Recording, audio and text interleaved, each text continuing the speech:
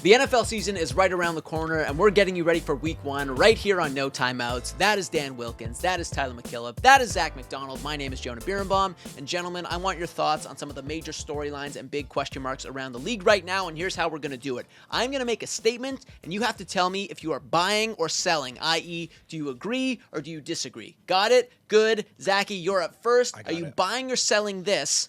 Shedeur Sanders will start a game for the Cleveland Browns in 2025.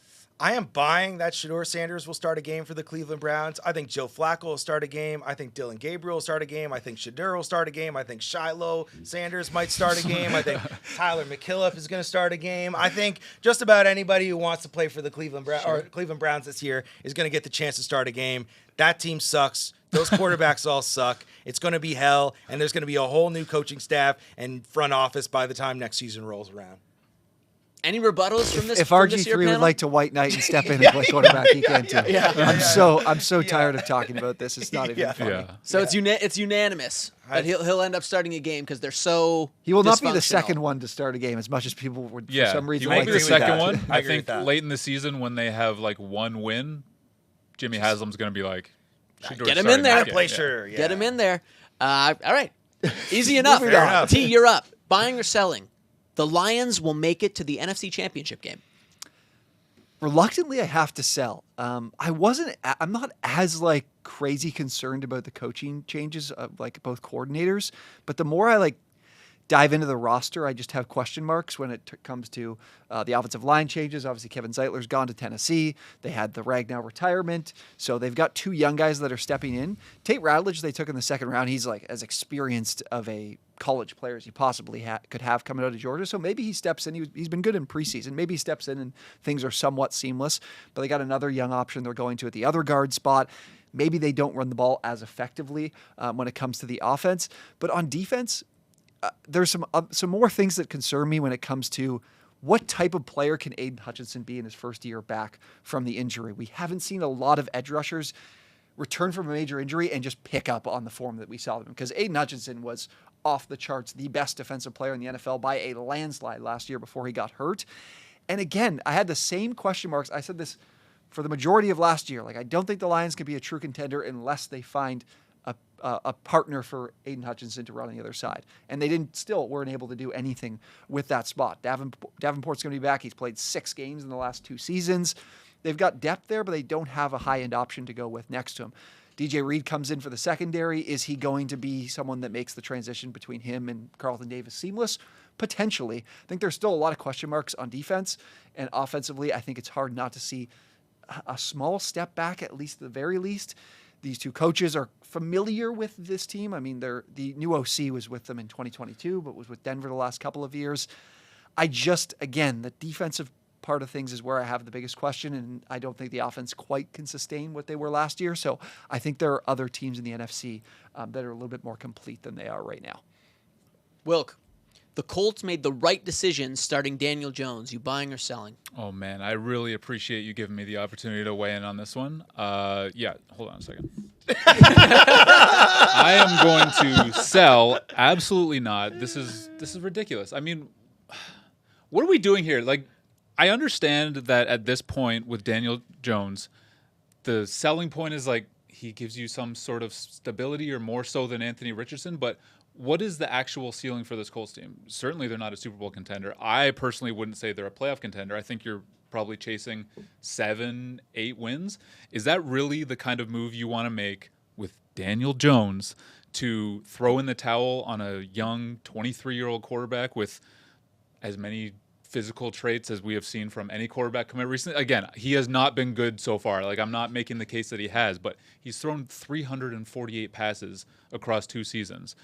No one ever thought that he was going to be something without getting reps. He hasn't got enough reps to see that yet. So I feel like for the Colts, the best thing for their future... Tyler's steaming right now. Well, unfortunately, he doesn't have a mic, but his brain is cooking. I just don't get what the idea is here. I guess maybe the coach and GM are trying to save their job, but man, if you're trying to save your job with Daniel Jones, you might as well just walk out the door already. So this is just an unserious decision by an unserious team. Can you ask Dan if Trey Lance, how many reps did Trey Lance again for us today? Here, Is you're that back good in. enough? T wants to know how many Dan- reps Trey Can you ask Lance Dan- got. Can you ask Dan how many reps Dorian Thompson-Robinson got for us to know he's not good enough? Dan, When did he we got get some drafted? questions for you. Well, but I mean, who cares when he was drafted No, as to pedigree whether or not he's matters. good or he's Yeah. bad. Anthony But Richardson no, can't whether throw. or not he's good or bad, He can't throw. We People found out he sucks. People Actually, we kind of found out he sucked when he played in high school and had like a 50% completion percentage. We kind of found out in college when he had no success. And wow, he's not having any success in the NFL either. Shocker. Some coaches. You know who would has like had to- success in the NFL? Daniel What? Jones. He's more had success than Anthony He got Richardson. paid. And guess what? Shane Steichen would like to keep his job. You know how he does that? He wins football games. Yes, And then he can that, draft his that next- equation then he checks can make the out. next- It's potentially the the element next of Daniel mistake. Jones getting him to those victories that's a little bit hard to envision. Yeah, this is where I'm at with these decisions. Like these teams, they try to identify these like short-term, values or short-term, strategies. They're trying. You're probably right. They're trying to keep their People- job. But right, I think I- that ownership should step in this situation and be like, look, you guys are fine either way. If we believe in you, then you're fine. We want to see the guy who actually is going to help us have some sort of future. Maybe not. Yes, but that's the big if. Everyone sees in this particular situation the long-term play. But the problem is the guy coaching him can't think long-term because he probably isn't going to be there next year. And I If- can if he appreciate goes that with argument. I just Richardson. don't see the short-term upside with Daniel Jones. Is what it comes down to. For the organization, sure. Like for the overall For the Indianapolis 2025 Colts, season. I think that I don't- I think that they could be a playoff team, and that's probably what Steichen needs to keep his job. Their win total 7.5. If they win 9 games, he keeps his job. I think they have a better chance to do that with Daniel Jones. All right. I don't want to. I've already talked about the Colts. Yeah, enough. you're allowed to be wrong. we're gonna have a spin-off Anthony Richardson podcast, by the way, every Yeah, single week. yeah. No, I'm Just done a with 1 that. hour convo about him every week. I'm in. Zach, you're up. Buying or selling? The Saints are the worst team in the NFL. Buying or selling?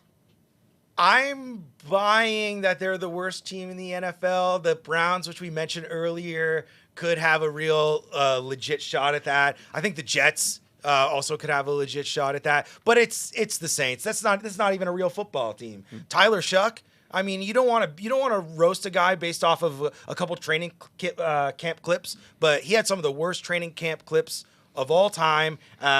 There's no continuity across the roster. I'm not really sure what Kellen Moore's doing there. I think they have the second most dead cap money in the entire NFL, so they're not able to add free agents. They're not able to bolster the roster.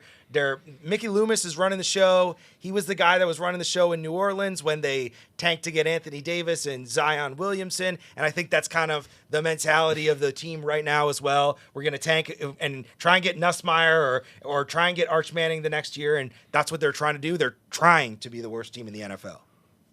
There's no foundation there. Yeah. Yeah, I mean it's a toss-up for the Browns and Saints for me. So they're awful. They're bad. Joe Flacco is Joe Flacco is going to win games that the Browns shouldn't win. That's what he does. He wins bad games for bad teams. So that's what lifts them ahead, and it's the Saints that's going to be behind. T, last up. Buying or selling? The Chiefs don't make it to the Super Bowl. Buying or selling? This is really hard because I do think the Chiefs have maybe the best skill position group, or not skill position, pass catchers since, the prime Travis Kelce, Tyreek Hill days. But I will buy this because there are a lot of other places on the roster that do have concerns.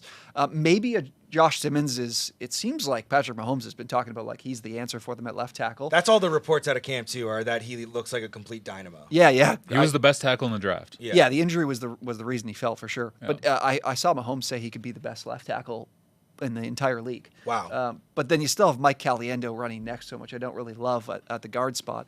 But again, like I said, the skill position guys or the pass catchers are really, really good with Rashee Rice being back. You bring back Hollywood Brown. Those options are great. But the run game... Xavier Worthy had a really big year. The thing is the run game I don't think is going to change from being one of the worst in the league. It was last year. I think it will be again.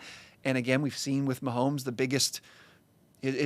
The downfall for both of those Super Bowl losses were the offensive line. Now, that was in the Super Bowl. They weren't really that big of a problem in the regular season. But defensively, when I look at what this team has done the last few years in making a huge investment on offense, when it's Xavier Worthy, Kingsley, I don't want to mispronounce his name, Suamatea. They've made a lot of investment to help the offense out, which is needed, but that's meant they've steered away from the defense, and they lost a few pieces on the defense and have not had they basically have to be perfect in the draft in the second, third, fourth round to plug those They've holes. been pretty close on defense. They've drafted really well. They have. Chris Jones is coming off a bit of a down year, only 5 sacks. They paid George Karlaftis. There's not as much depth up front there. And then you're looking at a Christian Fulton stepping in.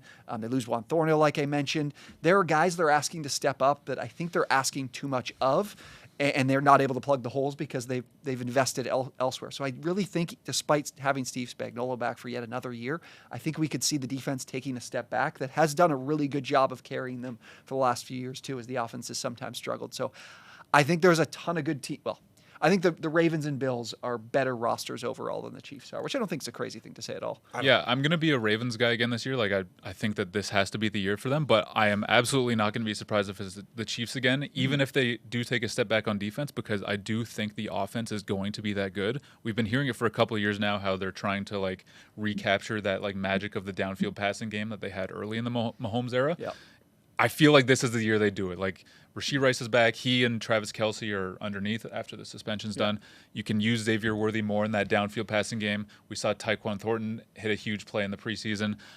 And it seems like that's been such a focus for Mahomes. And if they unlock that part of the offense again, like they will be unstoppable. Yeah. And that's why I have him winning MVP. Mahomes this year. last year was like bottom 3, I think, in deep ball pass rate. Yeah. So if they do as they've been talking about, maybe things completely. Because that's the thing. When that went away, he became this like incredible facilitator underneath. And if he is that, and then you add the deep ball passing 100%. back to it, like I don't see anyone stopping the offense. So Forget it'll about it. be fun to watch. Except the run game. Yeah. Non-existent. All right.